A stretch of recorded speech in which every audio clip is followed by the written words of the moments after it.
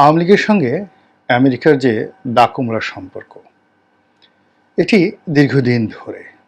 সেই আওয়ামী লীগ যখন ক্ষমতায় এলো, তারপর থেকে শুরু হলো বিশেষ করে ডক্টর মোহাম্মদ ইউনূসকে নিয়ে যে যুদ্ধ, সে যুদ্ধ আজ অবধি কিন্তু থামেনি। এখন এ যুদ্ধে বাংলাদেশের পক্ষে লড়াই করা সম্ভব নয়। শেখ হাসিনা বিপদে পড়বে, আমেরিকা না পারে এমন কোনো কর্ম নেই, বা আমেরিকা যাকে ধরেছে তাকে গিলে খেয়েছে, হজম করে ফেলেছে, একেবারে শেষ করে দিয়েছে। এরকম ভয় পাওয়া এবং ভয় দেখানোর মানুষ আমাদের এই সমাজে অহরহ আছে, এবং আমেরিকার পক্ষে সাফাই গাওয়ার জন্য আমাদের দেশে লোকের অভাব নেই। একথা সত্য যে আমেরিকা পৃথিবীর নিষ্ঠুরতম একটি দেশ, পৃথিবীর সবচেয়ে শক্তিশালী একটি দেশ, অর্থনৈতিকভাবে, সামরিকভাবে। এবং তারা তাদের সেই নিষ্ঠুরতা কতটা নির্মম হতে পারে যে কেবলমাত্র মুসলমানদেরকে অবদমিত করার জন্য এবং আফগানিস্তানে একটা যুদ্ধ অনিবার্য করার জন্য তারা তাদের নিজস্ব গোয়েন্দা বাহিনীদেরকে দিয়ে পুরো নিউ ইয়র্ক শহরের মতো জায়গাতে টুইন টাওয়ার, দুটো যে বিখ্যাত সে টুইন টাওয়ার, সেটি নিজেরা ধ্বংস করে দিয়ে ওসামা বিন লাদেনকে মারতে হবে, আর মোল্লা ওমরকে শেষ করতে হবে, আফগানিস্তান দখল করতে হবে। এই যে নিষ্ঠুরতম কাজ, এই কাজ আরও যদি আপনারা জানতে চান তাহলে ইরাকের আবু গারিব কারাগারের যে নির্মমতা, কিংবা গোয়ান্তামালা বে নামক তাদের যে একটি বন্দি শিবির আছে, সেখানে যে অমানবিক কর্মকাণ্ড তারা করে, এমনকি তারা তাদের নিজের দেশের সবচেয়ে বিখ্যাত 4 জন প্রেসিডেন্ট, তাদেরকে যেভাবে তারা মেরে ফেলেছে ইতিহাসের নির্মমতা দিয়ে, সেই আব্রাহাম লিঙ্কনের মতো প্রেসিডেন্টকে তারা মেরে ফেলেছেন, জন এফ কেনেডির মতো প্রেসিডেন্টকে তারা মেরে ফেলেছেন, তারপর আঘাত করেছেন এবং সন্দেহ করা হয় আরও 2 জন বিখ্যাত প্রেসিডেন্ট, তাদেরকে তারা মেরে ফেলেছেন। তার মধ্যে ফ্র্যাঙ্কলিন ডি রুজভেল্ট, তিনি যখন অবকাশ যাপন করছিলেন লিটল হোয়াইট হাউস নামক তার একটি অবকাশ যাপন কেন্দ্রে, ঠিক সেখানে অল অন এ সাডেন, হঠাৎ তিনি এমনভাবে মারা গেলেন, বিশ্ব এখন পর্যন্ত জানতে পারেনি কিভাবে মারা গেল। এমনকি জন এফ কেনেডির যে তদন্ত রিপোর্ট, কে তাকে গুলি করলো, কিভাবে করলো, কেন করলো, সারা দুনিয়া এখন পর্যন্ত কিন্তু জানতে পারেনি। যখন আমেরিকান তেল কোম্পানিদের বিরুদ্ধে রোনাল্ড রিগান অবস্থান নিলেন, ঠিক সেই সময়টাতে তাকে গুলি করে দেওয়া হলো। এবং রোনাল্ড রিগান খুব বুদ্ধিমান ছিলেন এবং তিনি বুঝতে পেরেছেন যে কেন এমনটি হচ্ছে, যার কারণে তিনি প্রাণে বেঁচে ছিলেন জীবনের শেষ দিন পর্যন্ত। তো এই জাতি অনেক কিছু করতে পারে, এটা সত্য, কিন্তু তার সঙ্গে সঙ্গে এও সত্য যে পৃথিবীর যে সকল জাতি, যে সকল গোষ্ঠী, যে সকল ব্যক্তি খুব দৃঢ়তার সাথে নিজেদের জীবনকে তুচ্ছ করে আমেরিকানদের বিরুদ্ধে লড়াই করেছে, তারা এই দেশ জাতিকে মারাত্মকভাবে অপদস্থ করতে পেরেছে, পরাজিত করতে পেরেছে। সেটা উগান্ডার বর্তমান প্রেসিডেন্ট সিলভিও মুসেভিনির কথা চিন্তা করেন, কিংবা সাবেক প্রেসিডেন্ট ইদি আমিন দাদার কথা চিন্তা করেন। জাতি হিসেবে যদি আপনি আফগানিস্তানের কথা চিন্তা করেন, ইরানের কথা চিন্তা করেন, তারপর ভিয়েতনামের কথা চিন্তা করেন, সাম্প্রতিক সময় ইয়েমেনের হুতিদের কথা চিন্তা করেন, তাহলে আপনি এর প্রমাণ পাবেন। কিন্তু আবার যদি আপনি সাদ্দাম এর কথা চিন্তা করেন, তারপর আপনি যদি গাদ্দাফির কথা চিন্তা করেন, জেনারেল নরিয়াগার কথা চিন্তা করেন, আপনাকে ভয় পেতে হবে। কিন্তু আপনি যদি আবার হুগো স্যাভেজের কথা চিন্তা করেন, আপনি যদি ফিদেল ক্যাস্ট্রোর কথা চিন্তা করেন, কিউবার কথা চিন্তা করেন, তাহলে আপনি লড়াই করার কিন্তু একটা সাহস পেয়ে যাবেন। এমনকি ভারত, পণ্ডিত জওহরলাল নেহরুর সঙ্গে আমেরিকার একটা খুব ভালো সম্পর্ক ছিল, এটি সত্য কথা। কিন্তু পরবর্তীতে দীর্ঘদিন যাবৎ ভারতের অনেকের সঙ্গে তাদের কিন্তু ভালো সম্পর্ক ছিল না। তো সে যাই হোক না কেন, এখন বাংলাদেশের সঙ্গে আমেরিকার যে সম্পর্ক, এটি 2010 সন থেকে মারাত্মক অবনতি হতে হতে এসে এটি 2023 সনে এসে একেবারে বিস্ফোরিত হতে চলছিল। অবস্থা দৃষ্টি মনে হচ্ছিল যে আওয়ামী লীগকে ক্ষমতাচ্যুত করার জন্য এবং শেখ হাসিনাকে অপদস্থ করার জন্য বা আরও কিছু করার জন্য আমেরিকা জলে স্থলে অন্তরিক্ষে তাদের যত শক্তি রয়েছে তারা সব কিছু ব্যবহার করবে। এখানে যিনি রাষ্ট্রদূত ছিলেন মিস্টার পিটার ডি হাস, এরপর আমেরিকার যে পররাষ্ট্র দপ্তরে যারা কর্মরত রয়েছেন সেটা ডোনাল্ড লু, আজারাজিয়া, মিস্টার ব্লিংকেন, আরও অনেকে, অন্তত 1 ডজন কর্মকর্তা প্রাণান্ত চেষ্টা করেছে 2023 সন জুড়ে আওয়ামী লীগকে অপদস্থ বিপর্যস্ত করে ভয় ভীতি দেখিয়ে একেবারে মাটির সঙ্গে মিশিয়ে দেওয়ার জন্য, আর অন্যদিকে যারা আওয়ামী বিরোধী শক্তি রয়েছে তাদের সঙ্গে তাদের একটা সখ্যতা রয়েছে এবং তারা চাচ্ছে বিএনপিকে ক্ষমতা আনার জন্য, জামাতেকে ক্ষমতা আনার জন্য, এমনকি সকল রেকর্ড ব্রেক করে জামাতের যারা নেতৃবৃন্দ রয়েছেন তাদেরকে মার্কিন দূতাবাসে কিন্তু দাওয়াত করা হয়েছিল। তো যা হোক, শেষ পর্যন্ত আসলে 2023 সনের ডিসেম্বর মাসের দ্বিতীয় সপ্তাহে অর্থাৎ 16 ডিসেম্বরের আগেই আমেরিকা রণে ভঙ্গ দেয় এবং খামোশ হয়ে যায়, চুপ হয়ে যায়, তাদের সকল কার্যক্রম স্থগিত হয়ে যায়। দৃশ্যপটে যারা ছিলেন সব নাই হয়ে যায় এবং তাদেরকে ঘিরে যারা বাংলাদেশে প্রচার চালাচ্ছিলেন পক্ষে এবং বিপক্ষে তারাও অনেকটা বেকুব হয়ে যান, পর্দার আড়ালে আসলে কি হয়েছে। নির্বাচন হলো, নির্বাচন হওয়ার পরে একেবারে যেদিন নির্বাচনের দিন 7ই জানুয়ারি, আওয়ামী লীগের অনেকে আশঙ্কা করেছিলেন যে আজই বোধহয় নিষেধাজ্ঞা এলো বলে, বা আরও মারাত্মক কিছু হয়তো হয়ে যাবে।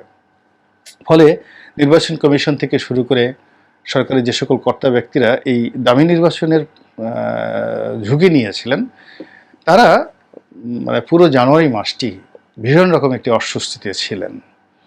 কিন্তু পররাষ্ট্র দপ্তরের পক্ষ থেকে, আমেরিকা সরকারের পক্ষ থেকে, পিটার ডি হাসের পক্ষ থেকে একটি শব্দ, একটি টুস শব্দ উচ্চারণ তো হয়নি, বরং নতুন সরকার যখন তড়িঘড়ি করে শপথ নিল তখন মিস্টার পিটার ডি হাস ছুটে গেলেন সেখানে, বঙ্গভবনে ছুটে গেলেন, মন্ত্রীদের দপ্তরে ছুটে গেলেন এবং তিনি খুব স্বাভাবিক আচরণ করার চেষ্টা করলেন। আমরা সবাই খুব কনফিউজড হয়ে গেলাম আসলে ঘটনাটা কি হলো, ব্যাপারটা কি। যারা প্রো আমেরিকান তারা এখনও আশাবাদী।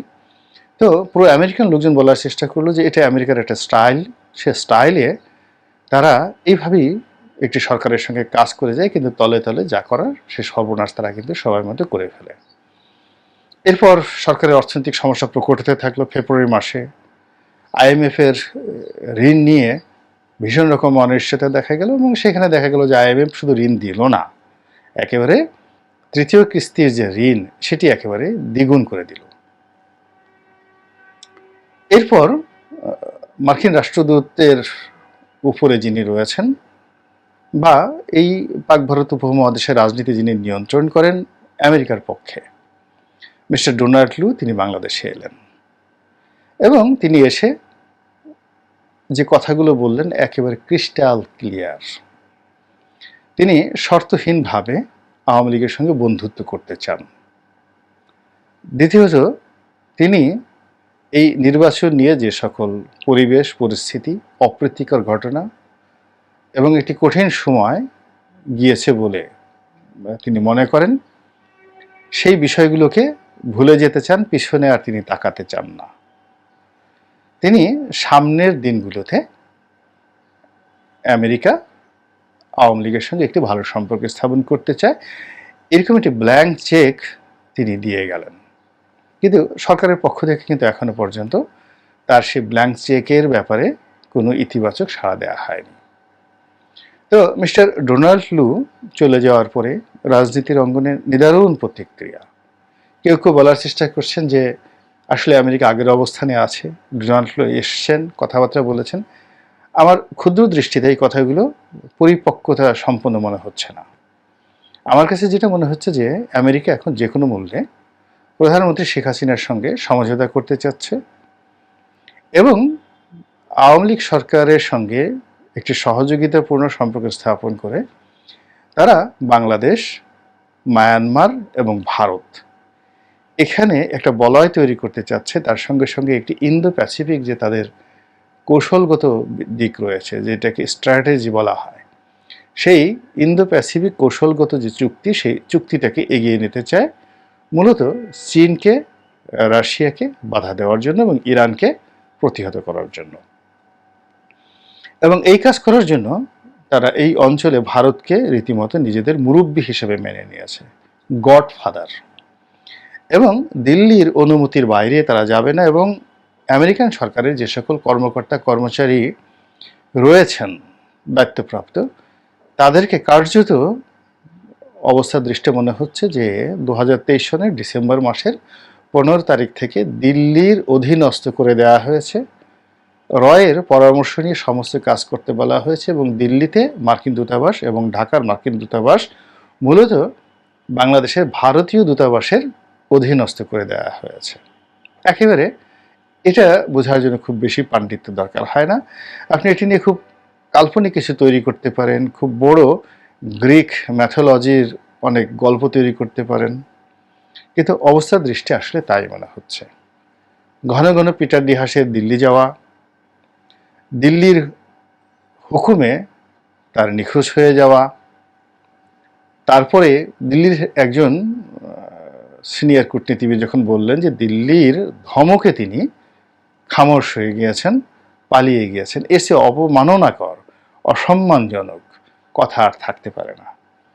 আমেরিকা যে পর্যায়ে উঠেছে, বা বাংলাদেশে আমেরিকাকে নিয়ে যে ধরনের একটি যাকে বলা হয় একটা হিমালয় সম উচ্চতার চিন্তা এবং চেতনা তৈরি করা হয়েছিল, সেই তুলনায় আমেরিকা এখন বর্তমানে যে অবস্থা প্রদর্শন করছে, তাতে মনে হয় যে পর্বতের মুশিক প্রসব, মানে হিমালয় যদি প্রসব করে একটি ইঁদুর উৎপন্ন করে, কিংবা দেখা গেল হাতি প্রসব করেছে একটি পিঁপড়া, ওটা নিয়ে লোকজন যেভাবে হাসাহাসি করে, তদ্রূপ এখন এই ডোনাল্ড লু, পিটার হাস, এই জিনিসগুলোকে নিয়ে এখন বাংলাদেশে একটা তুচ্ছ তাচ্ছিল্যের বিষয় হয়েছে।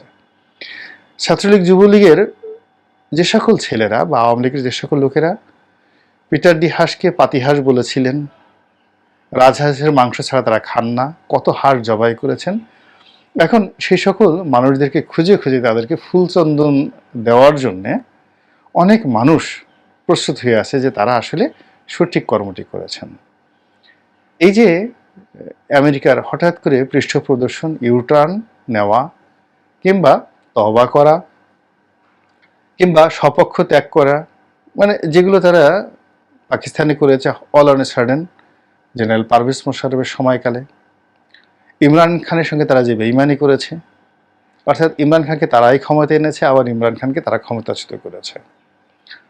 তারা তালেবান তৈরি করেছে বহু বছর ধরে, আল কায়দা তৈরি করেছে বহু বছর ধরে, বিলিয়ন বিলিয়ন ডলার, শত শত কোটি ডলার খরচ করে তারা এই কাজগুলো করেছে। এবং ওসামা বিন লাদেনকে প্রথমে সৌদি আরব থেকে তারা ইয়ামেনে নিয়ে গিয়েছে, ইয়ামেন থেকে আবার এখানে যুদ্ধ করার জন্য এনেছে এই আফগানিস্তানে। সেই ওসামা বিন লাদেনকে আবার মারার জন্য তারা টুইন টাওয়ারটিকে উড়িয়ে দিয়েছে।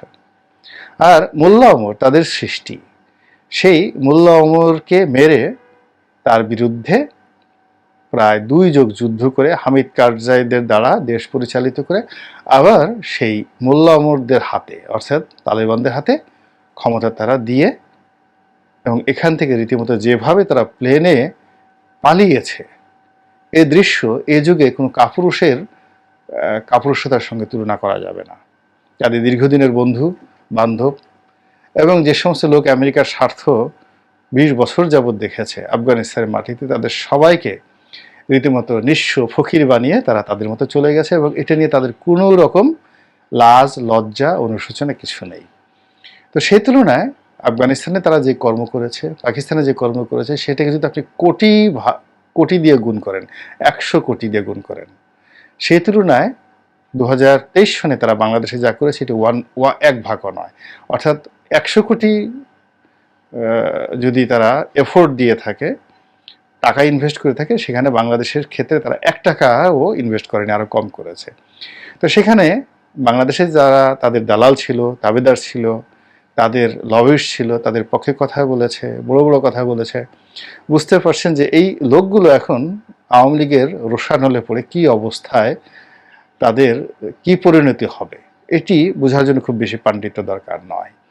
তো এখন যেটি হচ্ছে সেটি হলো শেখ হাসিনার সঙ্গে একটা সম্পর্ক স্থাপন করতে চাচ্ছে আমেরিকা, কিন্তু আসলে শেখ হাসিনার সঙ্গে ইচ্ছা করলেও সম্পর্কটা সে করতে পারবে না। এখানে দিল্লির একটা গ্রিন সিগন্যাল লাগবে, এবং সেই দিল্লির গ্রিন সিগন্যাল ছাড়া এটা হবে না। আবার শেখ হাসিনাও যে গ্রিন সিগন্যাল দিলে দিল্লি সাথে সাথে আমেরিকার বন্ধুত্ব গ্রহণ করবে, সেই অবস্থানে এখন আর তিনি নেই। তিনি এখন একটা চীনের সাথে তার সমঝোতা করতে হচ্ছে, রাশিয়ার সঙ্গে তার সমঝোতা করতে হচ্ছে, এবং তাকে বাংলাদেশের আরও অনেক সমস্যা, বিশেষ করে এই মুহূর্তে ডলার ক্রাইসিস, রাজনীতিহীনতা, মাঠে নিঃসীম নীরবতা, জনগণকে বাগে রাখা, বিদ্যুৎ সমস্যা, হাজারো সমস্যাগুলো মোকাবেলা করে আমেরিকার এই খেল তামাশা, এই জিনিসগুলোর দিকে তিনি কতটা মনোনিবেশ করবেন, এই বিষয়গুলো কিন্তু তাকে দেখতে হচ্ছে। ফলে আমেরিকা এবং বাংলাদেশের যে সম্পর্ক, আমেরিকা চাইলেও আগের মতো হবে না। উল্টো এখান থেকে আমেরিকা যে শিক্ষাটা পেল, আমেরিকা এই জিনিস থেকে বের হয়ে আসতে আরও 25 বছর আবার নতুন করে তাদেরকে চেষ্টা করতে হবে, শুধুমাত্র তাদের ইমেজ ফিরিয়ে আনার জন্য। আদারওয়াইজ আমেরিকা বলতে এখন ভারত যেভাবে মানুষের কাছে ঘৃণিত, একটা সময় পাকিস্তান যেভাবে বাংলাদেশের মানুষের কাছে ঘৃণিত ছিল, ভারত কিন্তু তার চেয়ে বেশি ঘৃণিত হয়ে গেছে। আর আমেরিকা এখন সেই ভারতের দোসর হিসেবে তারাও এই ঘৃণার পর্যায়ে চলে গিয়েছে। এগুলো অনাগত দিনে কিন্তু বাড়তে থাকবে। আমেরিকার অনেক পণ্ডিত রয়েছেন, অনেক বিজ্ঞজন রয়েছেন, এই বিষয়গুলো তারা যত গুরুত্ব সহকারে বাস্তবতা নিয়ে বা বাস্তবতার নিরিখে বুঝতে পারবেন, ততই তাদের ভালো হবে এবং আমাদেরও কল্যাণ হবে।